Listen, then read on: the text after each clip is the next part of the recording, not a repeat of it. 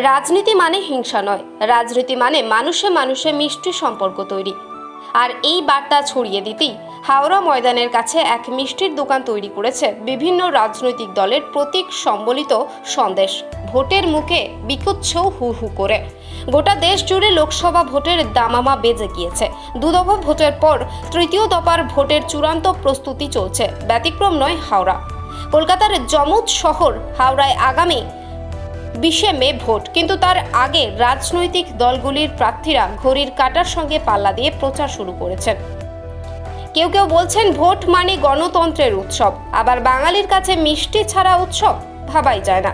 তাই ভোটের আগে মিষ্টির দোকানের মালিক তৈরি করেছেন সব দলের কর্মীদের জন্য হরেক রকম মিষ্টি। ওই দোকানে পাওয়া যাচ্ছে তৃণমূল কংগ্রেস, বিজেপি, সিপিআইএম, কংগ্রেসের প্রতীকের সন্দেশ। প্রতি সন্দেশের দাম 100 টাকা। প্রচারের ফাঁকে রাজনৈতিক দলের প্রার্থী এবং কর্মীরা ঢু মারছেন দোকানে, নিজেরা সন্দেশ খাচ্ছেন এবং লোকেদের খাওয়াচ্ছেন। মিষ্টির দোকানের মালিক সৈকত পাল জানিয়েছেন, রাজনীতি মানে হিংসা নয়, মানুষের সম্পর্কের মধ্যে মিষ্টত্ব বাড়াতে এই ধরনের মিষ্টি তৈরি করা হচ্ছে। সব রাজনৈতিক দলেরই পছন্দ মতো মিষ্টি তৈরি করা হচ্ছে। নেতা এবং কর্মীরা নিজেরাও খাচ্ছেন এবং অন্যদেরকেও খাওয়াচ্ছেন। তবে মিষ্টির মধ্যে তৃণমূল কংগ্রেসের মিষ্টি বেশি বিক্রি হচ্ছে। হাওড়া সদর কেন্দ্রের বিজেপি প্রার্থী এবং হাওড়া শহরের প্রাক্তন মেয়র রথীন চক্রবর্তীকে দলীয় কর্মীদের নিয়ে দেখা গেল দোকানে। তিনি নিজেও পদ্মফুল ছাপের মিষ্টি খেলেন এবং কর্মীদেরও খাওয়ালেন। তিনি বলেন, বাংলার ঐতিহ্যবাহী সন্দেশের মধ্যে একটি সন্দেশ আছে। এটা সন্দেশখালির রোদন ভরা সন্দেশ নয়। এই সন্দেশ মানুষে মানুষের সম্পর্ককে মিষ্টি করে। হাওড়ায় মেট্রো রেল সহ একাধিক উন্নয়নমূলক প্রকল্পের মাধ্যমে প্রধানমন্ত্রী এখানকার মানুষকে উন্নয়নের বার্তা দিতে চাইছেন। সেদিন খুব দূরে নেই, পদ্মফুল মিষ্টি গোটা বাংলায় ছড়িয়ে পড়বে। মধ্য হাওড়ায় যুব তৃণমূল কংগ্রেসের সভাপতি অভিষেক চট্টোপাধ্যায় বলেন, আমাদের দলের সন্দেশের বেশি বিক্রি দেখে বেশ ভালো লাগছে। জোড়া ফুল প্রতীকের সঙ্গে কর্মীদের একটা আবেগের সম্পর্ক রয়েছে, তাই কর্মীরা এখানে এসে মিষ্টি খাচ্ছেন এবং খাওয়াচ্ছেন। ভোট মানে তো উৎসব, তাই এই ধরনের মিষ্টির আলাদা গুরুত্ব রয়েছে দলীয় কর্মীদের কাছে। ভোটের আগে শহর নতুন ধরনের রাজনৈতিক মিষ্টিতে মজেছে।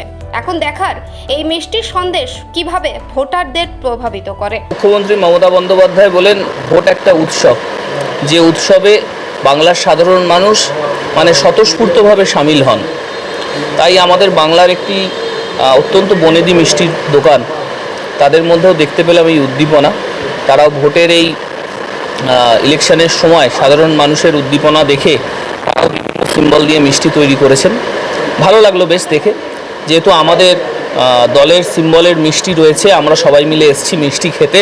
এবং আরও ভালো লাগলো, দেখলাম যে সাধারণ মানুষ খুব উপভোগ করছে জিনিসটিকে এবং সাধারণ মানুষ স্বতঃস্ফূর্তভাবে এসে বলছে জোড়া ফুলের মিষ্টি দিন।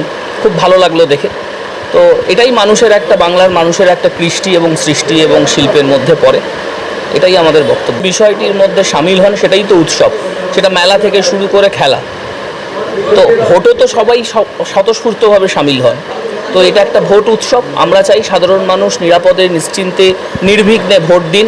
কেন্দ্রীয় বাহিনীর বিভিন্ন জায়গায় যে সমস্ত বিক্ষিপ্ত ঘটনাগুলো দেখতে পেয়েছি, সেগুলো যাতে না হয়, সেগুলোই বাঞ্ছনীয়। বাংলার মানুষের জন্য মমতা বন্দ্যোপাধ্যায় যে কাজ করেছেন, তার প্রভাব তো একটা মানুষের মধ্যে ডেফিনেটলি রয়েছে। তার মধ্যে একটা ভোটের অলরেডি দামামা বেজে উঠেছে এবং সাধারণ মানুষ সবাই এই ভোট উৎসবে সামিল হয়েছেন। আর মিষ্টির দোকানগুলোই বা বাদ যাবেন কেন? বিভিন্ন সিম্বল দিয়ে তারা মিষ্টি তৈরি করছেন। লাগলো, কারণ আমরা তো তৃণমূল কংগ্রেস করি, একদম গ্রাসরুট থেকে আমরা তৃণমূল কংগ্রেসের কর্মীদের সঙ্গে মিলে দলটা করি এবং কর্মীরা যেখানে স্বতঃস্ফূর্তভাবে আনন্দ করেন, ভালো থাকেন, সেটাই আমাদের ভালো লাগা, ভালোবাসা।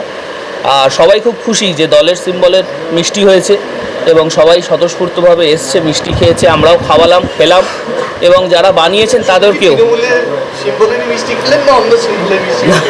তৃণমূল সিম্বলটি যেহেতু আমাদের সিম্বল, আমাদের তার প্রতি একটা আবেগ রয়েছে এবং দেখতে পেলাম সবচেয়ে যেটা ভালো লাগলো যে বহু সাধারণ মানুষ আসছেন, তারা এসে বলছে জোড়া ফুলের মিষ্টিটাই তারা বেশি পছন্দ করছেন এবং দোকানদার যারা রয়েছেন তারাও এটা আমাদের বললেন, দাদা আপনাদের সিম্বলের মিষ্টিটাই আমাদের সবচেয়ে বেশি বিক্রি হচ্ছে।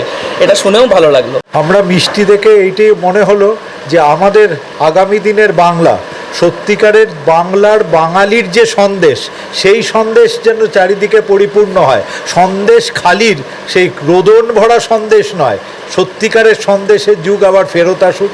সেই বাঙালির মনে প্রাণে, বাংলার সমস্ত মানুষের মনে প্রাণে সেই মিষ্টি বার্তা যেটা মাননীয় প্রধানমন্ত্রী যশস্বী নরেন্দ্র মোদীজি যেটা দিয়েছেন, সেটা চারিদিকে ছড়িয়ে পড়ুক। কারণ আমরা যে জায়গাটা দাঁড়িয়ে আছি, মোদিজির যে দান, সেই দান থেকে খুব অনতি দূরে।